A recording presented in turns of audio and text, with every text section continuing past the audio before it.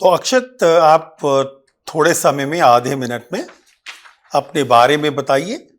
हम्म, sir, मेरा नाम अक्षत बलदवा है और मैं इंदौर में रहा पला बड़ा हूँ, मध्य प्रदेश इंदौर डिस्ट्रिक्ट से।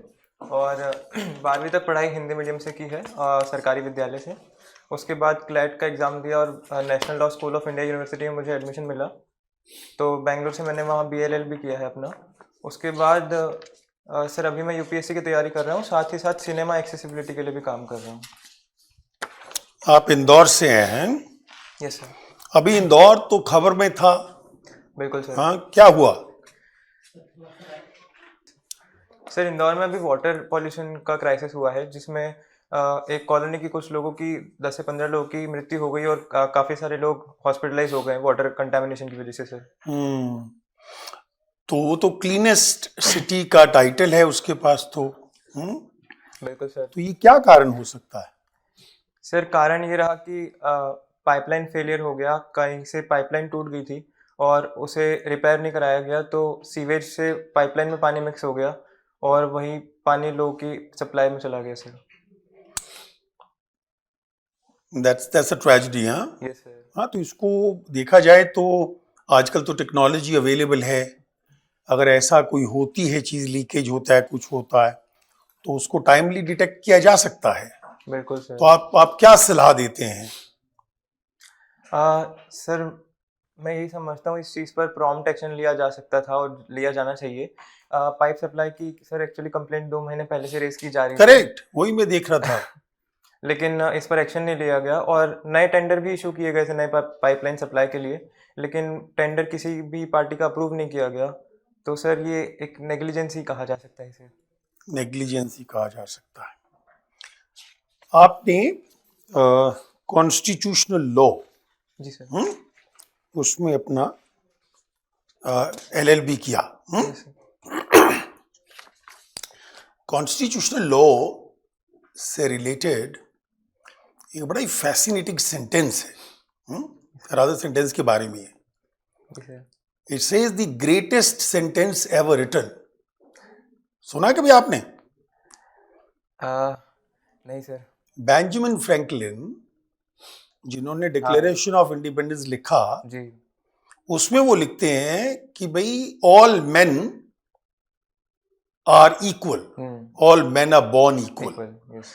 And therefore they need to be treated equally. Equally. Yes yes. Sir. अब ये बताएं कि इस सेंटेंस का अगर आप ग्राउंड पे सिचुएशन देखें, आपने सोशियोलॉजी लिया है, अगर आप सोशियोलॉजी को मद्देनजर रखें तो आपको लगता है all man are born equal, और ये सिर्फ कहने की बात है?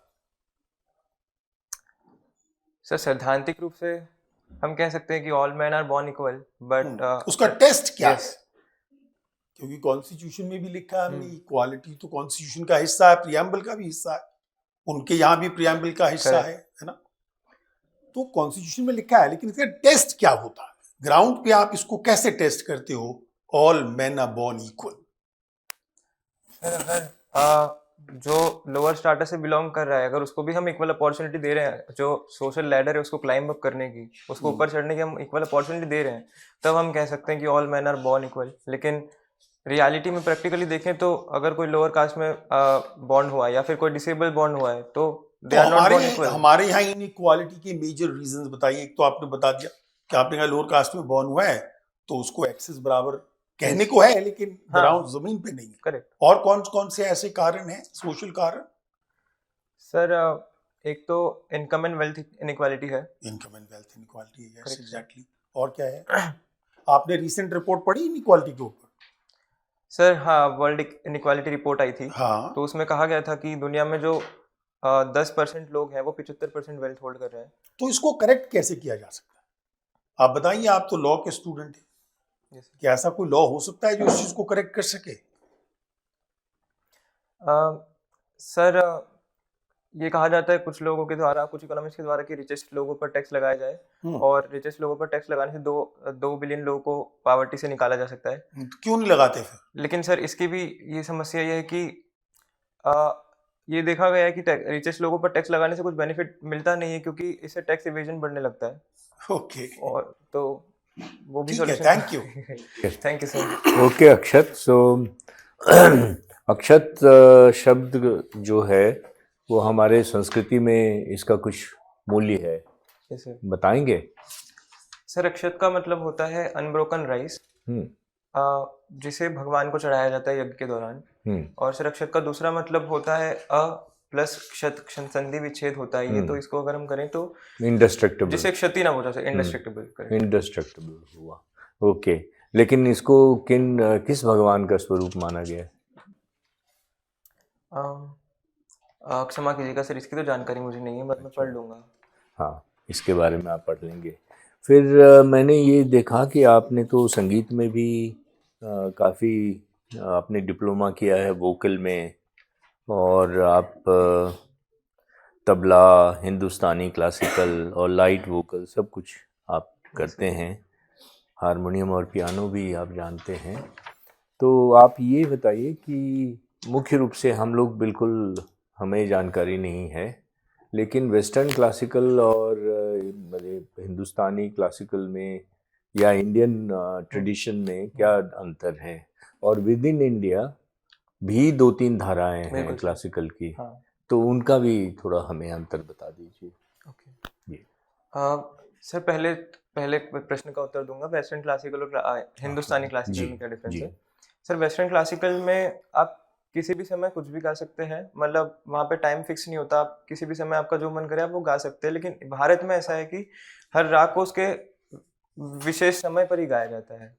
सर दूसरा डिफरेंस ये है कि वेस्टर्न क्लासिकल शीट म्यूजिक होता है, मतलब शीट पर नोटेशन लिख दिए जाते हैं, उन नोटेशन के हिसाब से ही आपको गाना पड़ता है। लेकिन हिंदुस्तानी क्लासिकल म्यूजिक में सर एक राग के कुछ नियम होते हैं, उन नियमों के भीतर रहकर आप स्टेज पर लाइव कंपोजिशन कर सकते हैं। आपको किसी शीट से अबाइड बाय होने की जरूरत नहीं है, आप खुद अपना लाइव कंपोजिशन गाते गाते कर सकते हैं। सो क्रिएटिविटी को स्थान दिया गया है ज्यादा है। और यदि दूसरे प्रश्न का उत्तर दूं, हिंदुस्तानी और कर्नाटक का क्लासिकल म्यूजिक 2 धाराएं हैं भारत में मुख्यतः। तो सर कर्नाटका का जो संगीत है वो पूरी तरह से स्वदेशी संगीत है, जो वैदिक संस्कृति से इवॉल्व हुआ है। हिंदुस्तानी क्लासिकल जो है वो स्वदेशी के साथ साथ पर्शियन मिक्स है, जो ईरान से लोग आए थे, तुर्की से लोग आए थे, मुगल और दिल्ली सल्तनत से, तो उनका जो इन्फ्लुएंस है ये इस पे रहा है, हिंदुस्तानी पर पाया गया है। जी, ध्रुपद गायकी के बारे में कुछ बताएंगे? सर ध्रुपद मैं कहूँगा कि एकमात्र ऐसी गायकी है जो वैदिक गायकी से डिराइव करती है अभी, और सबसे इंडिजिनस सिंगिंग है वो अभी भारतीय क्लासिकल संगीत में। सर इस गायकी में सर जो नियम होते हैं किसी राग के, उन्हें कभी तोड़ा नहीं जा सकता। आजकल नए प्रणालियां प्रचलित हुई है, जैसे ठुमरी या ख्याल गायकी, तो उसमें आप रागों के नियमों को थोड़ा सा तोड़ मरोड़ सकते हैं, लेकिन ध्रुपद में स्ट्रिक्टली आपको नियमों को ऑब्जर्व करना होता है। और सर ये डिवाइन, जो इसमें हमेशा भक्ति वाली गायकी होती है, मतलब आप भगवान के ऊपर जो कृतियां होती है उन्हें गाते हैं। ध्रुपद में ऐसा देखा गया है कि वाक्य नहीं होते हैं, ज्यादातर शब्द पे जोड़ दिया गया है, ध्वनि पे। तो इसका क्यों इसका मूल कारण क्या है? सर मैं निश्चित नहीं हूँ इस विषय में, पर मैं पढ़ लूँगा। जी। अच्छा, मध्य प्रदेश के वर्ल्ड हेरिटेज साइट्स के बारे में थोड़ा बता दें हमें। जी सर, मध्य प्रदेश में 3 यूनेस्को वर्ल्ड हेरिटेज साइट्स हैं मेजरली। एक तो भीमबेटका की गुफाएं, और खजुराहो के चंदेला मंदिर, और सर सांची स्तूप। तो भीमबेटका गुफाओं के बारे में कुछ बीच में दुविधाजनक खबर भी आई थी, ऐसा कुछ है क्या, या वो भ्रामक था? सर तो भीमबेटका के बारे में जहाँ तक मैंने कुछ दिनों पहले पढ़ा था कि वहाँ का जो टूरिस्ट स्पॉट है उसे ठीक प्रकार से प्रोटेक्ट नहीं किया जा रहा है, ये शिकायतें आई थी। और जो वहाँ की दीवारें हैं या जो वहाँ का कृतियाँ हैं वो जर्जर अवस्था में है, और उन्हें सुरक्षित रखने के लिए अप्रोप्रिएट मेजर्स नहीं लिए जा रहे। ये न्यूज़ मैंने पढ़ी थी। अच्छा, मध्य प्रदेश के वानिकी अभयारण्य के बारे में कुछ बता दें हमें। सर मध्य प्रदेश का जो मेजर ट्रेड है वो फार्मास्यूटिकल इंडस्ट्री में है, मतलब यदि हम इंडस्ट्री की बात करें फार्मास्यूटिकल में है, उसके अलावा सर एग्रीकल्चर मध्य प्रदेश की जीडीपी को डोमिनेट करता है, जिसमें राइस गेहूं में अभी सर मध्य प्रदेश ने पंजाब को पीछे छोड़कर इंडिया का सबसे बड़ा गेहूं प्रोड्यूस ठीक है, करने वाला स्टेट बन गया है। ठीक है। तुम आपने वाणिज्यिकी बताई, कॉमर्शियल बताई, जी। मैं एक्चुअली अभयारण्य के बारे में पूछ रहा था। सर क्षमा कीजिएगा, इसका नहीं कोई बात हिंदी नहीं, शब्द समझ अभयारण्य वगैरह के बारे में, protected forest, wildlife sanctuaries. Okay जी सर, तो मध्य प्रदेश टाइगर स्टेट है, टाइगर स्टेट कहा जाता है इसे। यहाँ पे मेजरली 9 से 10 नेशनल पार्क्स हैं, और सर अभी रिसेंटली चीता भी इंट्रोड्यूस किया गया है मध्य प्रदेश में, कोनो नेशनल पार्क और Gandhi Sagar wild life sanctuary में। सर इसके अलावा यदि हम बात करें तो मध्य प्रदेश में भारत का सबसे बड़ा फॉरेस्ट कवर है सर। ओके अक्षत, आप मुझे कॉन्स्टिट्यूशन के प्रियम्बल के बारे में बता सकते हैं? इनफैक्ट मुझे सुना सकते हैं? सर क्षमा कीजिएगा, मैंने कई बार कोशिश की याद करने की, लेकिन मुझे याद नहीं हो पाया। कुछ लाइंस याद होंगी पहले की, शुरू की? We the people of India solemnly resolve to give ourselves मुझे कुछ वर्ड याद है, sovereignty, unity and integrity of India, social economic political justice, belief of faith worship, बस इतना ही याद कर पाता हूँ। तो इसमें कभी अमेंडमेंट हुआ था प्रियम्बल में? जी सर, 42nd अमेंडमेंट हुआ था सर इसमें। क्या एक्चुअली इंट्रोड्यूस किया गया? सर इसमें 4 वर्ड्स ऐड किए गए थे प्रियम्बल में, एंड इंटेग्रिटी, मतलब सॉवरेनिटी यूनिटी के आगे एंड और इंटेग्रिटी यूज किया गया था वर्ड, और उसके बाद sir socialist secular word, socialist and secular word add किया गया था। अच्छा, इसका कोई बैकग्राउंड है कि क्यों ये वर्ड्स ऐड किए गए? सर 2 बैकग्राउंड है। पहला तो स्वर्ण सिंह कमेटी कॉन्स्टिट्यूट की गई थी कि कॉन्स्टिट्यूशन में रिफॉर्म्स करने के लिए एक कमेटी की गई थी, जिसमें फंडामेंटल ड्यूटीज़ और काफ़ी सारे प्रोविजंस जैसे प्रियम्बल का अमेंडमेंट इंट्रोड्यूस किया गया था। उसके अलावा सर एक बैकग्राउंड तो इमरजेंसी का है कि उस टाइम भारत में इमरजेंसी लगी थी। ओके, मेरा दूसरा क्वेश्चन है, जजेस के अपॉइंटमेंट से लेकर तो पहले एक एनजेएसी के लिए अमेंडमेंट किया गया था, करेक्ट, इंट्रोड्यूस किया गया था, तो कौन सा अमेंडमेंट था वो? सर 99th अमेंडमेंट था वो, 2015 में आया था। क्या उसमें रिकमेंडेशन था? सर उसका रिकमेंडेशन ये था कि एक 6 मेंबर कमीशन इंट्रोड्यूस किया जाएगा, जिसमें 3 मेंबर जुडिशरी से होंगे, 3 मेंबर जो है वो 1 मेंबर एग्जीक्यूटिव से होगा और 2 एमिनेंट पर्सन्स होंगे लॉ फील्ड से। तो सर ये 6 मेंबर पैनल जो है वो जुडिशरी का अपॉइंटमेंट तय करेगा इंस्टेड ऑफ कॉलेजियम। तो इसका फाइनल फेट क्या हुआ? सर फाइनल फेट तो यही हुआ कि जुडिशरी ने इसे अनकॉन्स्टिट्यूशनल डिक्लेयर कर दिया बेसिक स्ट्रक्चर डॉक्ट्रिन के तहत। लेकिन अभी जजेस का अपना भी मानना है कि प्रोबेबली इसमें कॉलेजियम सिस्टम में कुछ इम्प्रूवमेंट की गुंजाइश है। Do you agree with that? अगर if there is an opportunity for you to make suggestion, तो आप क्या सजेस्ट करेंगे? सर आई डेफिनेटली अग्री कि इसमें रिफॉर्म की ज़रूरत है। और सर रही बात मैं क्या सजेस्ट करूँगा, तो सर मुझे लगता है कि हमारा एकमात्र ऐसा डेमोक्रेसी है, मेजर डेमोक्रेसी, जिसमें जजेस को अपॉइंट कर रहे हैं। तो सर मैं सजेस्ट करूँगा कि हमें दूसरे कंट्रीज़ का मॉडल जैसे आयरलैंड और साउथ अफ्रीका का अपॉइंटमेंट कमीशन स्टडी करना चाहिए, और जुडिशरी, लेजिस्लेचर और अकेडमिशियंस की एक जॉइंट कमेटी बनाकर एक कंसेंसस बिल्डिंग पर आना चाहिए कि क्या कमीशन भारत के लिए बेस्ट होगा। ओके, मेरा लास्ट क्वेश्चन है, कॉलेजियम का क्या कॉम्पोजिशन होता है?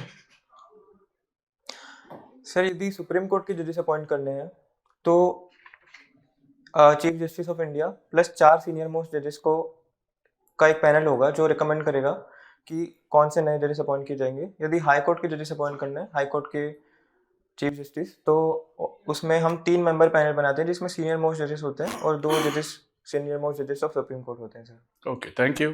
Thank you sir. Shri Akshat ji, yes ये बताइए रिफ्लेक्टिव जर्नलिज्म क्या होती है?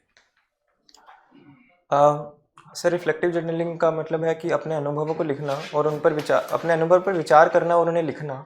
तो मेरे लिए रिफ्लेक्टिव जर्नलिंग का ये मतलब है कि यदि मैंने कोई गलती की है या किसी और को गलती करते हुए देखा है तो मैं लिख लेता हूँ ताकि मैं वो गलती वापस रिपीट ना करूँ। और दूसरा जर्नल में करता हूँ सर ग्रेटिट्यूड जर्नलिंग, जिसमें अगर मुझे किसी के टूवर्ड्स ग्रेटिट्यूड फील हो रहा है तो मैं उसे नोट कर लेता हूँ। तो कुछ एग्जाम्पल है? सर कल का ही एग्जांपल है, कल ही रात को मैंने जर्नल ऑफ मिस्टेक्स में लिखा था कि सर हमें काम को, जो हमारा वर्क है, उसको लाइबिलिटी की तरह नहीं लेना चाहिए, बल्कि उसको काम को पवित्र मानना चाहिए। मेरा एक इंटरेक्शन हुआ था, एक हमारे जो हॉस्टल में बर्तन धोने वाले एक भैया हैं, उनके साथ मेरा इंटरेक्शन हुआ था, तो मुझे उसके बेसिस पर ये रियलाइज़ हुआ कि हमें हमारे काम को हमेशा पवित्र मानना चाहिए। अच्छा, ये बताइए इंडिया में जर्नलिज्म के साथ क्या प्रॉब्लम है? सर इंडिया में जर्नलिज्म के साथ मेजर प्रॉब्लम्स हैं ये कि सर कई बार जर्नलिस्ट की हत्या हो जाती है वेंडेटा लेने के लिए। कई बार कुछ जर्नलिस्ट आरटीआई एक्टिविस्ट होते हैं, तो अभी हमने देखा है सर कि 2005 के बाद से, जब से आरटीआई इनेक्ट हुआ है, लगभग 100 जर्नलिस्ट की हत्या हो गई है आरटीआई की वजह से। और सर कई बार सेंसरशिप के आरोप लगे हैं कि वर्ल्ड प्रेस फ्रीडम इंडेक्स जैसी रैंकिंग जो है उसमें भारत की रैंक काफ़ी नीचे होती है। तो ये कुछ समस्याएं हैं सर। तो वो जो हत्याएं हो रही हैं उनको रोकने के लिए क्या उपाय है?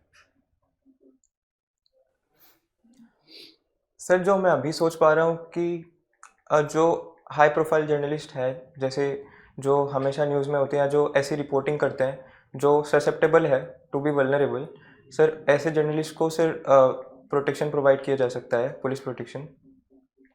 यहाँ तो बहुत सारे ऐसे लोकल जर्नलिस्ट हैं जो पार्टिकुलर डिस्ट्रिक्ट्स में हैं, तो आप कितने जर्नलिस्ट को प्रोटेक्शन प्रोवाइड करेंगे?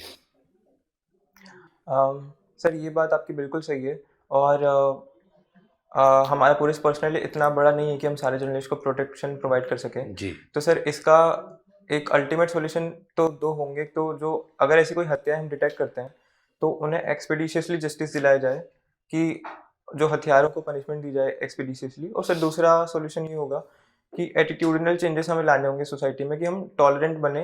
अगर ऐसी कोई न्यूज़ अगर कोई जर्नलिस्ट पब्लिश कर रहा है जो हमारे व्यूज़ के अपोजिट है, तो हमारी सोसाइटी में जो है हम टॉलरेंस इंट्रोड्यूस करने की कोशिश करें, वही अल्टीमेट सोल्यूशन हो सकता है। लेकिन अक्षय जी, मेरा मत तो अलग है। हम गांधी जी की पूजन करते हैं, बिल्कुल, लेकिन उतना ही ज़्यादा वायलेंस भी करते हैं। उसका रिवर्स है। समाज में देखेंगे, रोड रेसेस के केसेस देखेंगे, तो छोटी सी छोटी बातों पे मर्डर हो जाती है। तो आप कैसे टॉलरेंस लाएंगे? और आने वाले समय में तो ये संख्या बढ़ रही है। करेक्ट। सर दो चीज़ें हो सकती हैं जो आप आपका सोशियोलॉजी भी ऑप्शन है। करेक्ट। तो सर दो चीज़ें हो सकती है मुझे अभी जो दिमाग में आती है। एक तो जो अडल्ट लोग हैं सोसाइटी में, जो बड़े हैं, उनके लिए ये सॉल्यूशन हो सकता है कि जो हम रिलीजियस लीडर्स हैं उनकी हेल्प करें, और उनको, जैसे पहले हम देखते थे दयानंद सरस्वती जी थे या स्वामी विवेकानंद जी थे, वो अपना मैसेज रिलीजन के थ्रू पहुंचाते थे। तो हम रिलीजियस लीडर्स के थ्रू ये नॉन वायलेंस का मैसेज प्रीच करने की कोशिश करेंगे। लेकिन आप देखेंगे मंदिर में जाएंगे, लोग दर्शन के लिए स्टैम्पेड हो जाती है, Correct. एक दूसरे को धक्का देते हैं। Correct. टॉलरेंस तो वही नहीं है। हाँ सर, मुझे लगता है हमें एक, जैसे सिविल सोसाइटी काम करती है कि एक वॉलंटियर का ग्रुप मोबिलाइज करती है, वैसे हम मंदिरों से पुजारियों या मस्जिदों से मौलवियों का एक ऐसा ग्रुप बना सकते हैं जो जगह जगह जाकर जो नॉन वायलेंस का जो पार्ट है वो पढ़ा सकें लोगों ये को। तो सोसाइटी की तरफ से इनिशिएटिव होनी चाहिए ना। तो ये लगता नहीं है फॉर्मलिज्म है, हम कहते कुछ और हैं, करते कुछ और हैं? हाँ सर बिल्कुल, ये कम्युनलिज्म, फंडामेंटलिज्म आप इसको कह सकते हैं। पर सर मुझे लगता है सोसाइटी शायद ऑटोनोमसली कई बार डिसीजन नहीं ले पाती है, तो कई बार डिसीजन गवर्नमेंट के द्वारा इंट्रोड्यूस किए जाने चाहिए, या कई बार डिसीजन जो सिटीजन एलीट है, जो हाई लेवल तक पहुंच चुके, जैसे रिलीजियस लीडर या ब्यूरोक्रेसी, तो वहाँ से इंट्रोड्यूस किए जाए तो शायद उनकी एक्सेप्टेबिलिटी थोड़ी बेहतर हो सकती है। Sir Okay, you will do well. Thank you sir. Okay, good luck.